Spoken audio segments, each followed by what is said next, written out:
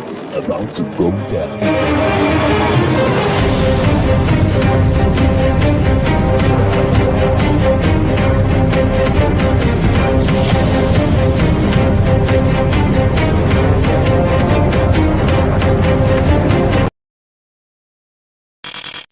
It's about to go down.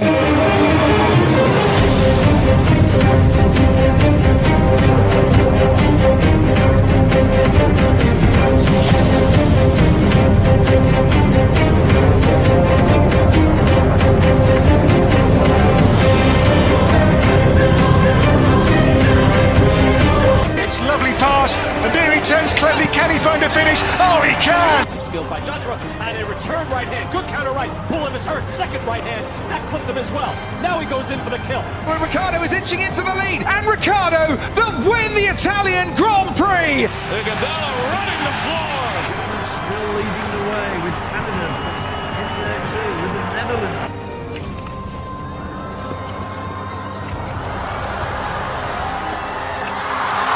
And Musa makes it 4 goals in 2 World Cup matches. The Monaco Grand Prix! Ricciardo triumphant in Monza. Through Bowden Barrett and an early touch and an excellent. Sports Orbit. We make the world go round. Good evening to our viewers out there. You're welcome once again to Sports Orbit, reaching you from Leadership TV. My name is Afa Acho. Salif Usman is right here with me. Salifu, welcome once again. Tuesday edition of Sports Orbit. Thank you, Afa. It's always my pleasure. Yeah, on today's edition of Sports Orbit, we'll begin straight from the international friendly. They'll go down later on tonight. That's 11 p.m. Nigerian time between the Super Falcons of Nigeria and the US women's national team. That match will take place, like we said, 11 p.m. This will be the second leg of their US tour. Recall that in the first match of the tour, the Super Falcons lost 4-0 to the women's team of the United States. The 3-time world champions USA trounced the Falcons 4-0 in 2 teams. First encounter at the Children's Mercy Park in Kansas, Missouri on Saturday, with a brace from Sophia Smith and 1 each by Lindsay Horan and Alex Morgan. Both USA and Nigeria have qualified to participate in the 9th Women World Cup finals to be staged by Australia and New Zealand in the summer of next year. So, for the Super Falcons, they have another shot at trying to see if they can, make it even or at least redeem themselves. Yes, it's friendly, but even when you lose scandalously in a friendly match, it usually has a way of demoralizing. And don't forget that the other African representative, South Africa, were also trashed 6-0 also in one of their friendlies last night also. So people tongues are already wagging that, look, these are some of the best teams in Africa going for the World Cup. And already they are being beaten black and blue by this other superior power. So what are we expecting from Super Falcons tonight? First of all, then going into the World Cup, do you really see the African teams making an impact on the global stage this time around? But Afa, it's really unfortunate when you get beaten by the same team you're going to compete at the World Cup. Well, let's start from the Super Falcons. In as much as it's a friendly match, the result doesn't matter. Yeah. But as it is, this one look very matter because if you are playing the US, if they have won by just one goal or 2 goals, you also the US is a super house, and even though they are super house, Super Falcons are no like small teams in global football. Yeah, because we have been there for years. For years in the World Cup, They haven't missed any of the editions. Every of the World Cup. So if you are at this level after still in the differentiation and we are still finding it difficult to compete with among the best in the world, among the best, it's not unfortunate, and that is why I keep on questioning what was the yardstick of the Nigeria, what is the idea or the yardstick? Why should we pay a full sum of money, go all the way from here to America to buy higher round one to what we call maybe we talk the expert one or the more experienced one. But unfortunately, I've not seen him. I may be wrong, but in my personal view, I've not seen Randy Wondro impact on the Super Falcons. So I've not seen anything. More importantly, that even our own local coaches who have handled the Super Falcons have felt better than Randy Wondro. Yeah. We couldn't almost all the local coaches that have to the Super Falcons have won Africa title. Even the Sweden man we also about 10 that also keep try as much as possible to also match that record by also winning the title. But unfortunately, the man who spent so much over level to American football had want to do that because we believe that women football, not the white team, women football is domicile is better in America, and that American coach will be able to handle. We just went to the US and go and bring a college coach and call him say he's an experienced coach that is better than her. House I've not seen she has not done anything better or better local coaches. All our local coaches, even the female coaches who should carry or one would that handle this thing perfectly well. The team were playing with other from the Somali.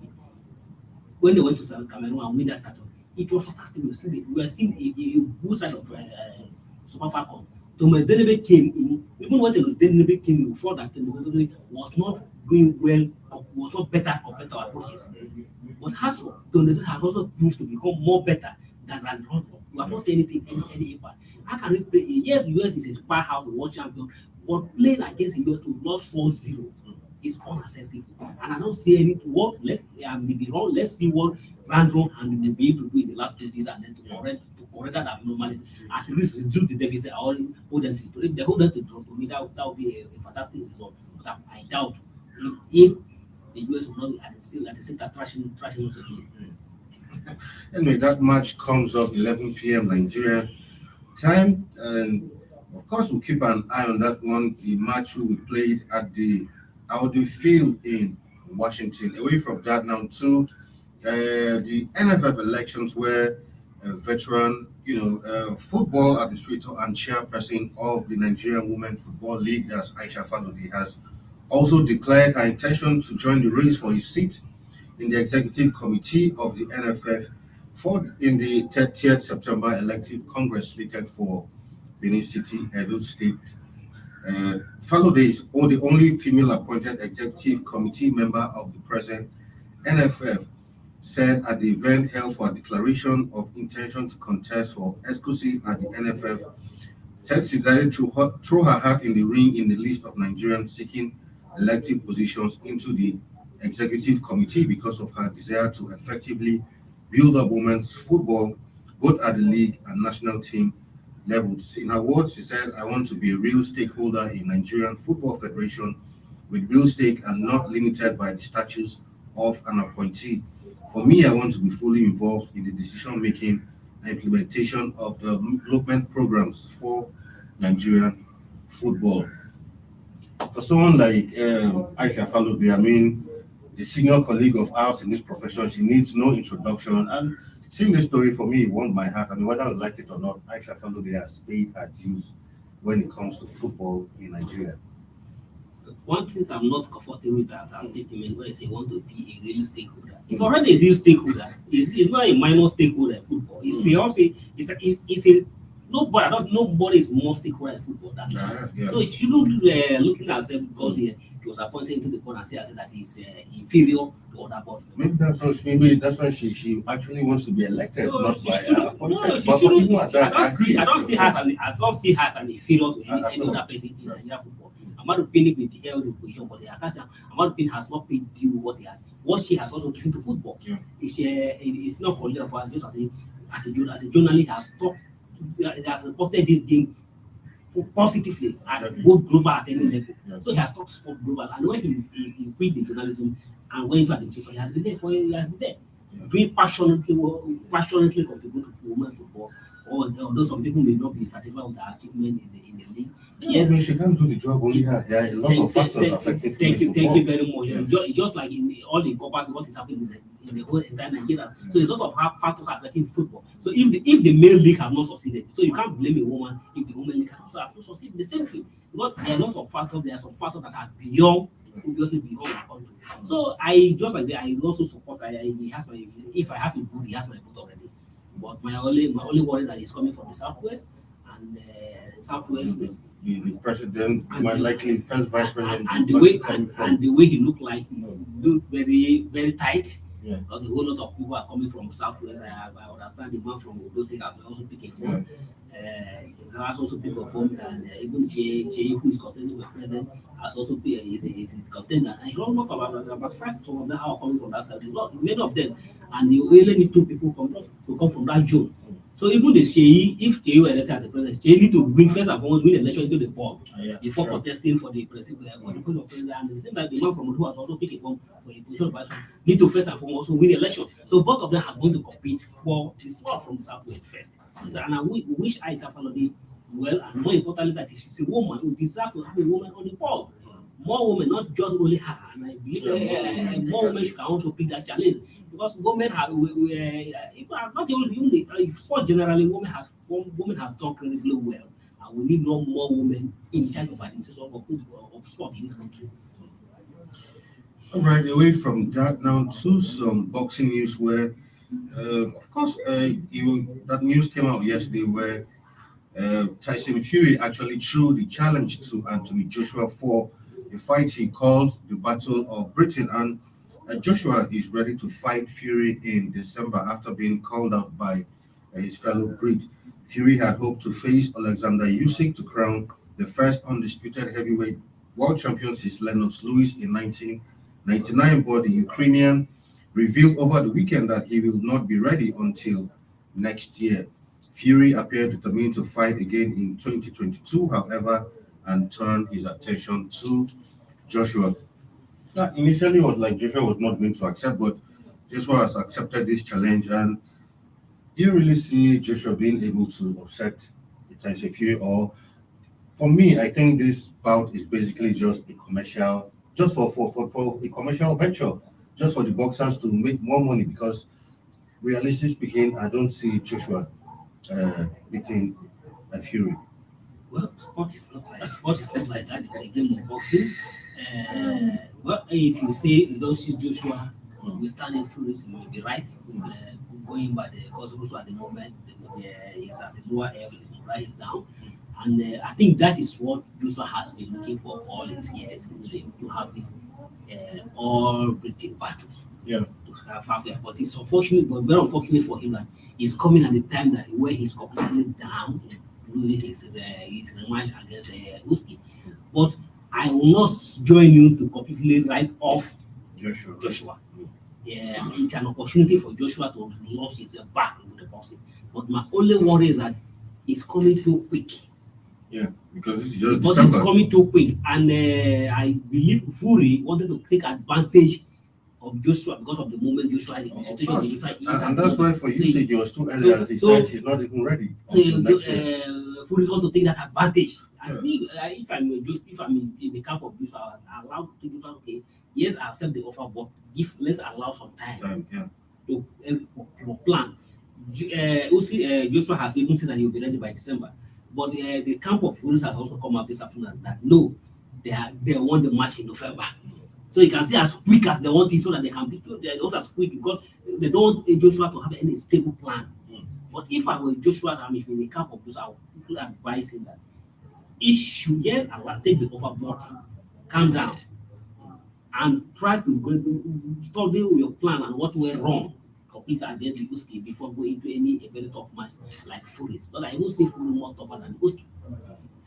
All right, we'll go on a quick break and then we'll come back. Sport Update continues. Don't go nowhere.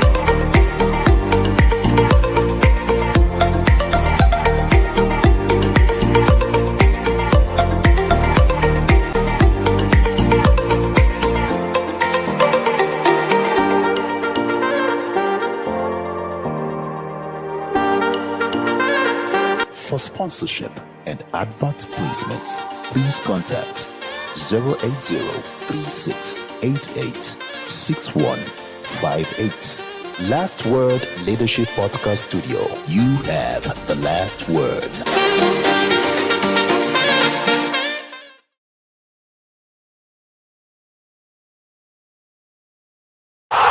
Sports Orbit. We make the world go round.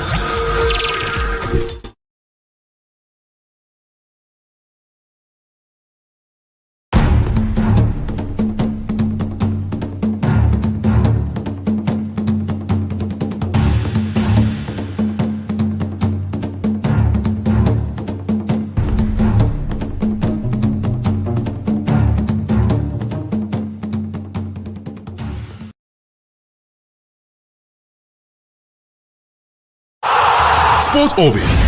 We make the world go round. All right, welcome back from that break. Still on to Sports Orbit now to some athletics where Nigeria's Toby Amuson says she's shifting her attention to the Letzigrund Stadium in anticipation of an encore as the Diamond League train stops in Zurich on Thursday. Amuson made history as the first Nigerian athlete to win the Diamond League discipline when she stormed home first in a 12.42 seconds African record in the Diamond League final in Zurich.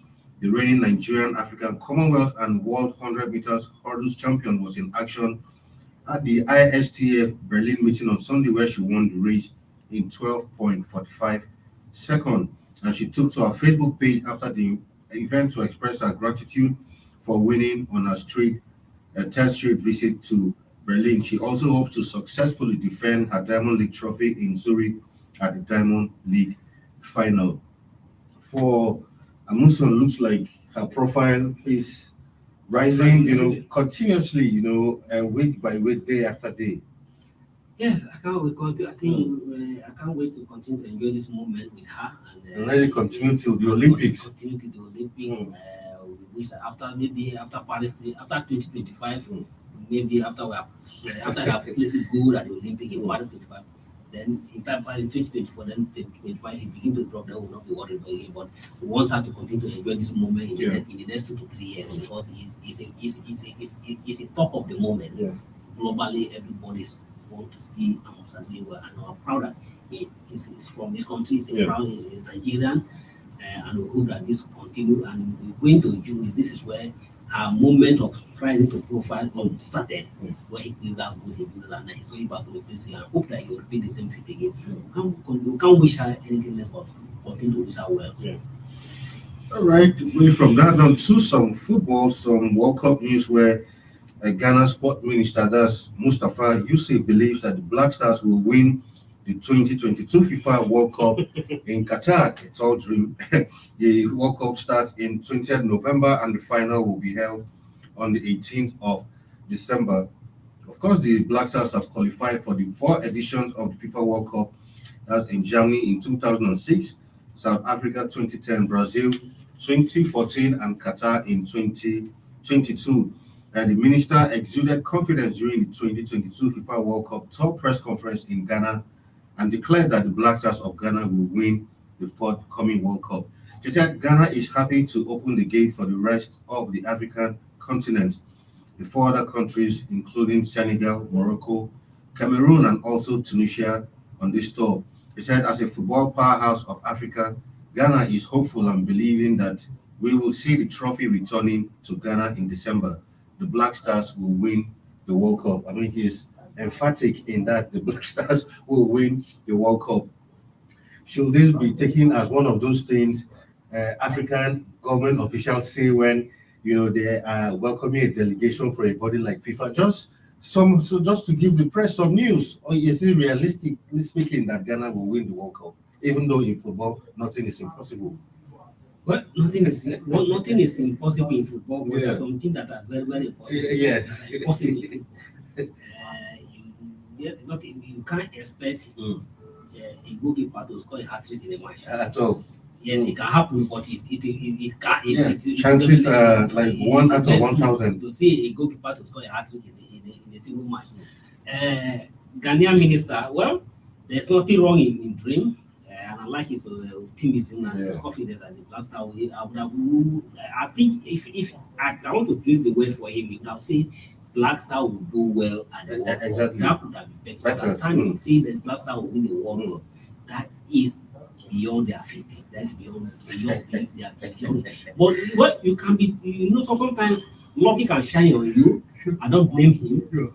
Ghana, the honorable minister of sport in Ghana knows well that Black Star were don't even have a sport to qualify the World Cup. Yeah, they were just lucky. I'm not saying because Nigeria lost them. Let's be emphatic about it. Black Star don't even have the qualities of the players to see. They even qualify for World Cup. We also they were just what they even did at the AFCON. They were just lucky. At the moment, the only top player Black Star have is Thomas Partey, who played for Arsenal. Apart from Thomas Partey, who for other top players, you can't mention for Black Star. But they were just lucky that they were lucky, and the Nigerians, because of our own inattitude or lack of attitude towards certain things, were allowed Black Star to come in and get a ticket. They were just lucky to get their ticket, and he feel that maybe that lucky will shine on them again. I don't think that will happen. But I'm not if you say Black Star will do well at the World Cup, I will agree with him. But to say that they'll win the World Cup, well, categorically. I'll also be proud to see an African team win the World Cup. If there's any country in Africa, the best of African team that is going to the World Cup is Senegal team. Yeah. Let's be emphatic about it. Sure. The best African team that is going to this World Cup is Senegal, and you can only hope that Senegal go far in this World Cup. Black Stars at the moment don't have a squad to even think of saying if they get to the quarterfinal, that would be a big achievement. All right, now to some tennis that's talking about the US Open, where Rafael Nadal hopes of winning a third Grand Slam title of 2022 were ended as little-known American Francis Tiafoe produced a brilliant display to win his first US Open last 16 clash in 4 sets. Nadal, who was chasing the record 23 Grand Slam title, was clearly hampered by the abdominal strain that forced him to withdraw ahead of his Wimbledon semi-final in July. However, he showed his fighting spirit to create a thrilling spectacle, and he came down to the fourth set to seal a 6-4, 4-6, 6-4, and 6-3 victory in 3 hours and 33 minutes. So for Rafael Nadal, the end of the road for him at the US Open. No thanks to that injury he sustained in Wimbledon. Yeah. Unfortunately, when some of us who admire him a lot, we're hoping that in the absence of Djokovic, who could not make it this with the vaccine certificate, maybe will appear an opportunity. It's a tournament is on that to lose, and unfortunately he loses it. Not just to unknown Americans there, unknown Americans. This happens. This is one of the upsets we have to see in sport. Well, it can go for the next. The next year. Yeah, next year. Australia. Right, to some football, like we told yesterday, the Champions League is back, and of course, Chelsea's new signing, Pierre-Emerick Aubameyang, will make his debut for Chelsea today in the Champions League game against Dynamo Zagreb. In that one, the 33-year-old missed the 2-1 win over West Ham on Saturday, but has traveled with the squad to Croatia. He said Auba is very ambitious, he's very focused, and he's hungry to play for us. And to prove a point, that's why he's here. Chelsea coach Thomas Tuchel told reporters on Monday. So Champions League is back. So Chelsea will be in action today. Aubameyang hopefully will be making his debut tonight against Dynamo Zagreb. We wish him good luck. I hope to see him. There's a Chelsea color. The team will always play like that. That's yeah. And a very interesting period today. Well, the good is that the fans are back, and the Champions League are back. The usual night matches for those who are playing the Champions League. While some fans who are Thursday night football. Who are Thursday, where Arsenal have found themselves Thursday football. Well, it is back, and it is also an opportunity for fans to make money. And the betting companies, the betting industry will be booming now, and we hope that as you get kickstart today, we'll see how it's going to be. And interesting period. All right, we'll take a look at other fixtures in the UCL as they go down tonight. Well, like for this game, Chelsea versus Dynamo Zagreb, Chelsea will be traveling away to Croatia for that one. Do you see Chelsea, especially considering their form currently in the EPL? Do you think Chelsea has enough firepower to, get one, get off to a winning start in Croatia tonight. No matter the status of Chelsea at the moment, whatever Chelsea is going through at the moment, if you put Chelsea side by side by Daniel James together, we will not make a mistake to put them on Chelsea. Definitely, Chelsea is a team that you always, all the bettors will always put. I bet you every better who put their money on that match today will definitely go to Chelsea. Because either you like it or not, on record, on paper, record history, everything for Chelsea compared to the Croatian side. And we do respect to the Croatian side. They are also a good side, but I don't see them with Chelsea. We stand Chelsea no matter the situation at the moment. But in football, anything can happen. That's why you only see a upset happen in football. And that is why we can see Aston Villa, despite the higher powers of Man City at the moment, were able to hold Man City to a draw. All right, we'll find out tonight if Zagreb has all what it takes to get one over the Blues tonight. Anyway, in other matches, there's Dortmund against FC Copenhagen. Then, of course, FC Salzburg versus AC Milan. Celtics will be up against champions Madrid, while RB Leipzig will be up against Shakhtar Donetsk. For Man City, they'll travel to Spain to keep a date with Sevilla, while what is clearly the star of the star match for tonight will be Paris versus Juventus in that one. Then the last match will see Benfica versus Maccabi Haifa. Well, all eyes on Paris versus Juventus tonight. Yeah, that is a big match, but unfortunately, Pogba will not be available for this match. Yeah. Even the superstars in PS have a problem. The fans were booing them because of the settings coming from the coach and the star striker, Mbappe. So, but it's going to be a very tough clash for the two sides. But if you look at the personnel that are in those two clubs, you try to put your money for the PSG to have the upper hand against Juventus. More importantly than Juventus to be without their star midfielder. But football, anything can go. But if you have to put your money, you definitely go with PSG. Absolutely, I agree with you. And for the fact that they also be playing at home, so of course they have home advantage on their side. And for Real Madrid, I think it will be an easy starter for them. Celtic, easy starter for them to get their campaign on the title defense on the sound note. And Sevilla Man City should be a game to look at for. I'm just noticing that Sevilla Man City. Sevilla Man City is a game to look at. The last time, this is the second time this side are going to be in the Champions League. The first time they won with them was 2015 to 2016, and Sevilla beat Chelsea both home and away. Beat Man City both home and away. But so a lot of things have changed between then and now. The Man City of 2015 and 2016 it's all the same Man City we are seeing today. So, but BRCB is another a crash for the fans to watch out for.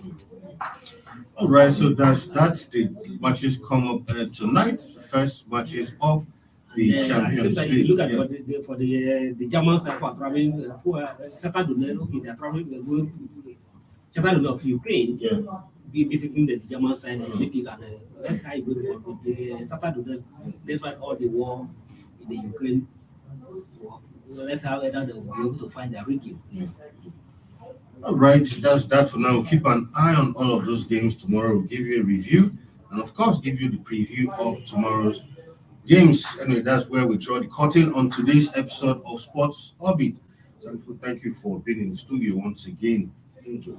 All right, until come your way tomorrow with another exciting episode of this program.